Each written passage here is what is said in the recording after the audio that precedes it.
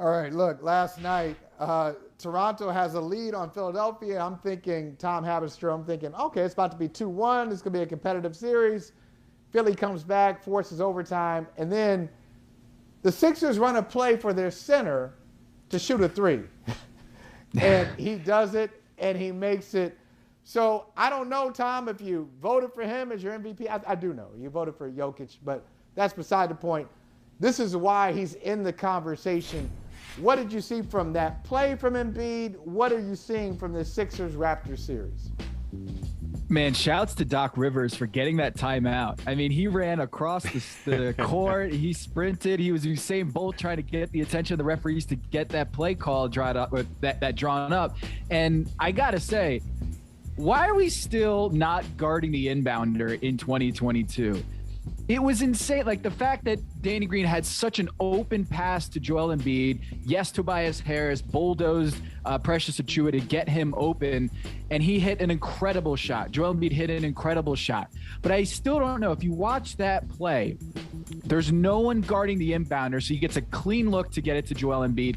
And secondly, Fred VanVleet, who's maybe 5'10", maybe, he's under the basket playing the rim protector on that play and just roaming as the safety under the rim. And he has to come from like 20 feet away just to contest Joel Embiid because Precious Achiuwa is just on the floor basically from that screen. So watching that play, Doc Rivers drew up an amazing X's and O's, but I just did not understand Nick Nurse and that game plan to have Fred VanVleet just being the rim protector and just leaving Joel Embiid open for that play.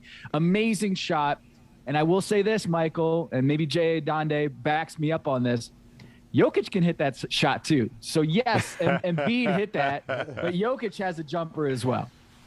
Is Jokic bringing the team back from double digits on the road, though, the way that Embiid led them last night? I want to get back to Nick Nurse real quick because you had some critiques there of really like the whole second half. So I didn't start watching until after the Sixers came back.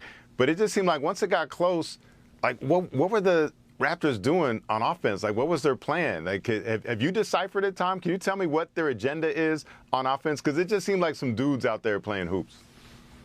Yeah, I'm really searching for reasons why Fred VanVleet and Pascal Siakam just haven't showed up yet. I mean, you look at Pascal Siakam in the second half, he had 0 points, J.A. Zero in the second half. And Fred VanVleet's been kind of gimpy through the second half of the year, and he hasn't been playing well at all. And I picked actually the 76ers to lose in this series because I thought Fred VanVleet, the coaching of Nick Nurse, I thought they were going to run circles around Doc Rivers in this series because I expected, Doc got DeAndre Jordan, and he loves to play those bigs, and I thought they were going to just go small and just terrorize Joel Embiid out there, but Tyrese Maxey has been excellent, and the fact of the matter is, J.A., the stars for the 76ers have shown up, and the stars for the Raptors have not. Are you saying James Harden's shown up? I mean, he was on the bench after fouling out in overtime. Is he showing up? Are we saying that Maxey isn't better than James Harden for the second half of the season? I mean, I'm just saying Maxey has been fantastic. I will say Maxey's made more of an impact on this series than James Harden. We can say that, right? We can agree on that. Yep. And I just think Maxey has been incredible and hitting shots, big shots, playing so hard. And Harden, look, like he doesn't have that burst anymore. His hamstrings have been a problem over the last couple of years. And I think when you're looking at him, I don't think he has that burst, that first step to get by guys, to get to the rack anymore. He's really, really leaning on the officials more than ever right now to get, efficient points around the basket.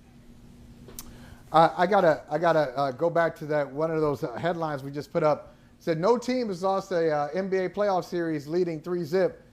And I figure it brings the pressure right back to Glenn Doc Rivers, doesn't it? We've heard so many times how, Doc's teams have blown some 3-1 series leads. That's what got him out of Los Angeles. So he's been there before. Do you think the pressure, and you already mentioned him, Tom, you said, you figured Nick Nurse would run circles around him, which is also criticism. Are you trying to say that Doc Rivers is one of the weak points for the Philadelphia 76ers? Hey, I'm just saying, history has not been too kind to Doc Rivers when he's in these kind of battles with a size advantage and maybe going more traditional. But he's been great. He's been fantastic in this series.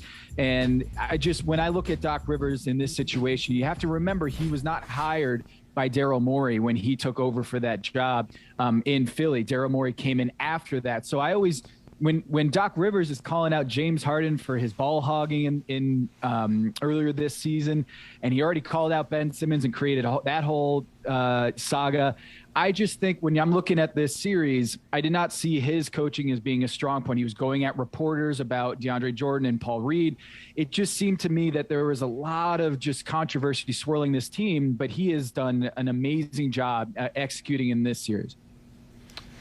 So, Tom, I want to ask you a question about the Nets, because I refuse to look up any stats or info on them just because they've just been so overcovered. I just feel like we've been overwhelmed and inundated with Nets. So, like, I'm not looking up a single more bit of information about them. But what data have you seen that's telling the story of what's happening in this Nets Celtics series?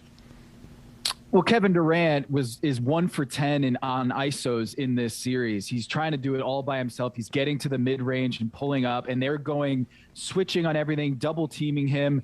And I mean, when you look at the fact that he's made 13 baskets and he's had 12 turnovers, this is Kevin Durant. He's dribbling off his hands. He's fumbling the ball. They're fouling him. They're just throwing multiple bodies at him. Jason Tatum has blocked him twice on mid-range jumpers. Have you ever seen a guy block him once, much less twice in a series? It's been incredible, the Boston defense, and this is why the other day on Le Batard's show, I got a lot of heat for this, but I didn't think Marcus Smart deserved to be the Defensive Player of the Year, because this is team defense. Like, the Boston Celtics defense might be quarterbacked by Marcus Smart, but they switch, and Al Horford has been amazing. Jason Tatum has been phenomenal guarding Kevin Durant. And I think the voters were a little lazy by just looking at, hey, who's the best defense in the league? All right, it's Robert Williams is going to be the Defensive Player of the Year. And he gets hurt, and then suddenly it goes to Marcus Smart.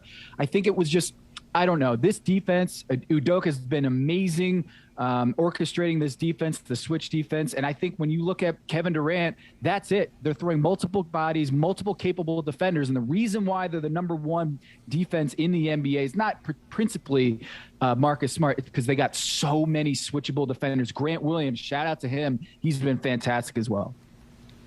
Man, I love the way you just get right. It's incisive, J.A. He says the voters got it wrong on Marcus Smart. Boom, there's the headline. Then he said, the voters are lazy. Boom. Another one. I mean, throwing haymakers. But, okay, in this series, Jason Tatum, primary defender on Kevin Durant, very good. Actually, not just very good, great. You think Tatum has entered, it's a small group now. Don't make any allowances for him. It's either yes or no. Is he a top, right now, you got to go top 5 guy in the NBA. Is he top 5? Small group. Not for me. Top 10, yes. Top 7, he's right there. But top 5, man, I'll go KD, Luka, Jokic, Embiid, and right. I'm probably Giannis. I mean, there's 5 right there. And it's going to be tough for Jason Tatum to penetrate that top 5 group in the NBA. And look, that's not a slight on him. He's been playing great on both ends of the floor. And this is one of the reasons why I was not high on the partnership between Kevin Durant and Kyrie Irving. You look at the great all-time duos when they win championships, because these guys play both ends of the floor. And Kyrie Irving, I'm sorry, is just not a guy who's going to give you put a dent on the other team defensively. So everything is offense. If his shot is not hitting, Kyrie Irving isn't able to give that kind of superstar impact on the other end of the floor. And so that puts so much more on the shoulders of Kevin Durant. And that's a big reason why Jason Tatum's in that conversation for top 5. I think he's probably top 7, but he brings it on both ends of the floor. You see, he is absolutely walking into that matchup against Kevin Durant and thinking he can go toe-to-toe with that guy. And how many players can say that?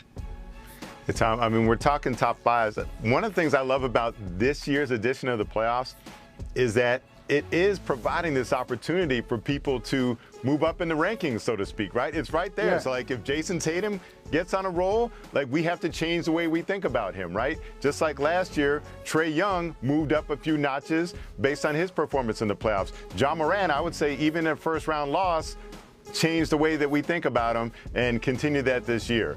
So it's wide open. There's a lot of guys, I think, that can enter into a higher tier this year.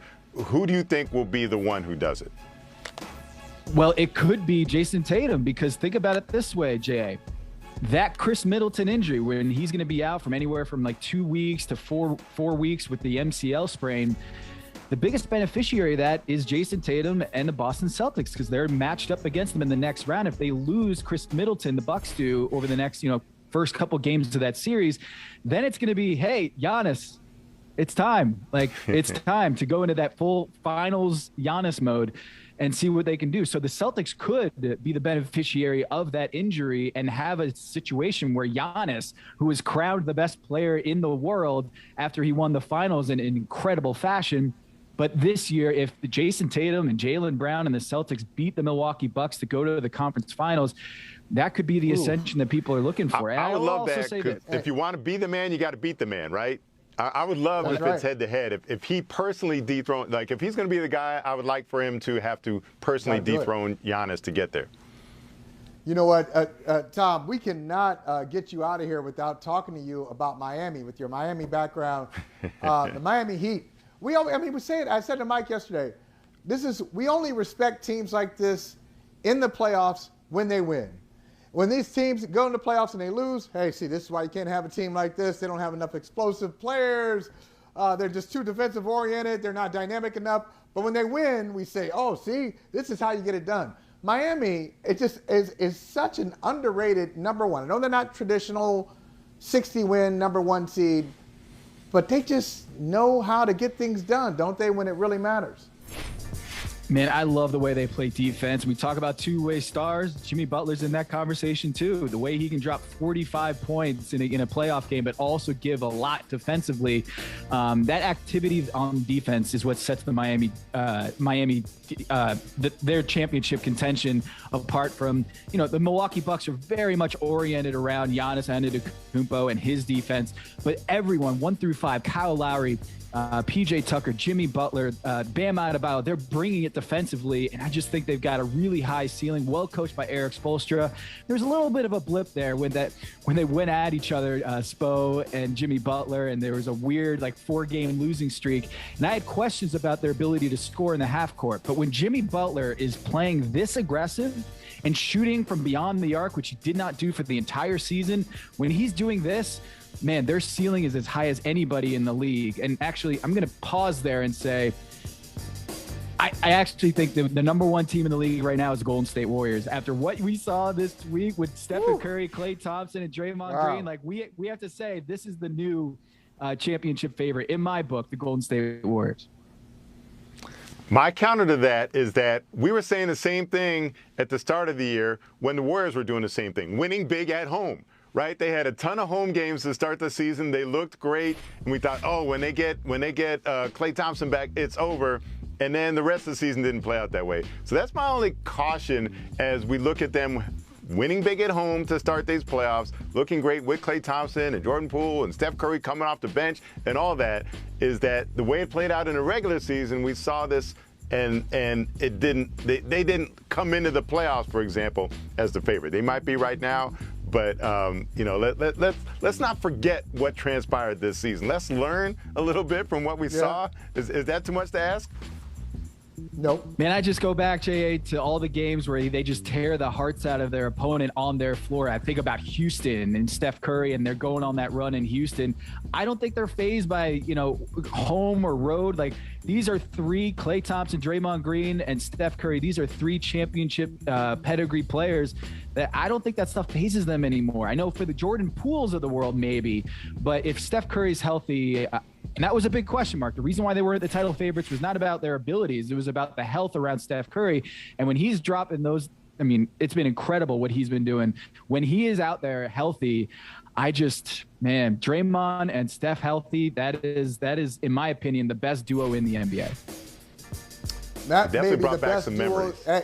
That may be the best duo in the NBA, but I'm going to say goodbye to you on this, Tom. The best trio in TV, radio, any kind of media. 3 bald, beautiful men right here. 3 bald. Right here. And we were talking, we're going to do a show, maybe a podcast or something in the future about, bald tips. Just tips. Just tips on how to maintain. It's not easy, right, guys? It's not as easy as it looks. Everybody can't, do a baldy the right way. No? Can you back me up on that? You got to work in. I think you lead the discussion here. I'm going with your head as ranked number one. Yeah, but he's got some help. I'm doing this by myself, guys. I'm doing this with just one razor. You're not supposed to say that. Shh. You're not supposed to say that. You're not supposed to say that. I told you that in confidence. Come on. I'm sorry. I mean, was that me? How many? Can your sources, I don't know can your sources trust you? Can your sources trust that you're going to hold on to information? Hey, I got to give a shout out to my parents. It's all genetics, not just I have a nicely shaped head, but I also went bald very quickly at a young age. And so I was able to commit at a young age. Reps. Yeah. See, that's it. Yeah, shout out to the parents. Because you know what? They didn't, you slept on your stomach. You slept on your stomach, probably not on the back. You probably don't have a flat head. That's all the folks. You had no say in the matter. They just did the right thing. Tom Haberstroh, man. Appreciate you. Appreciate you guys. Always good to see you, Jay. Good to see you, Tom. Hey, thanks for watching Brother from Another on YouTube. Make sure you hit subscribe before you leave, and be sure to watch us 3 to 5 p.m. Eastern Time on Peacock. Appreciate you.